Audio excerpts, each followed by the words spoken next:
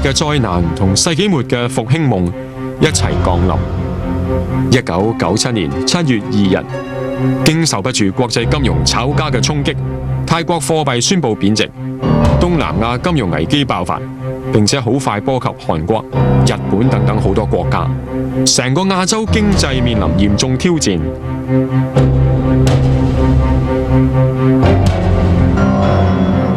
喺全球經濟一體化背景之下，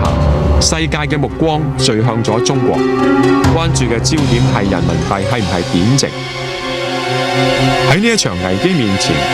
中國表現出高度嘅國際責任心。1997年12月，江澤民喺馬來西亞首都吉隆坡出席東盟首腦非正式會晤嘅時候，承諾人民幣唔貶值。1998年3月，9屆人大一次會議嘅中外記者招待會上，朱鎔基代表中國政府再次作出承諾，正好似人們睇到嘅咁樣，未雨綢繆嘅中國經受住考驗。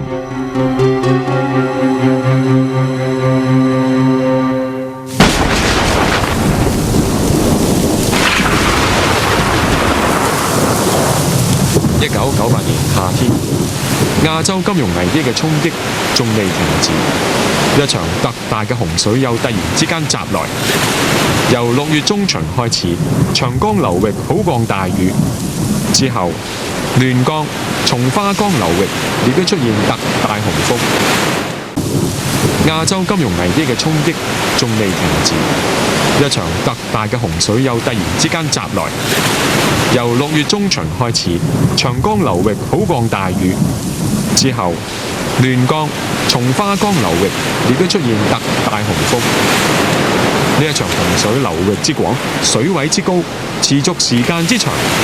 都係一個世紀以嚟罕見。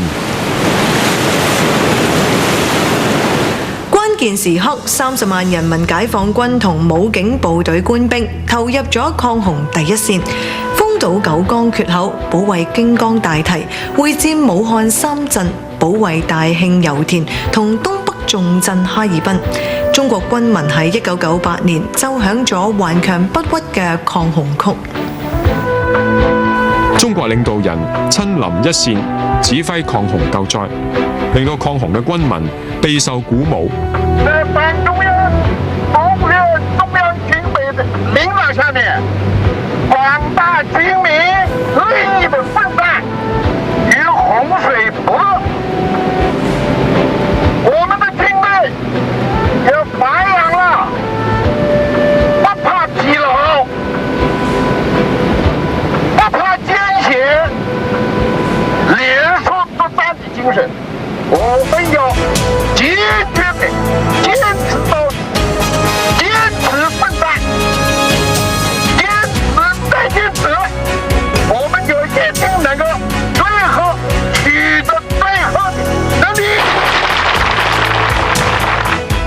喺全國人民嘅英勇奮鬥下，肆意嘅洪水終於退去。人民群眾喺呢一場抗洪鬥爭之中，表現出嘅頑強不屈精神，為整個中國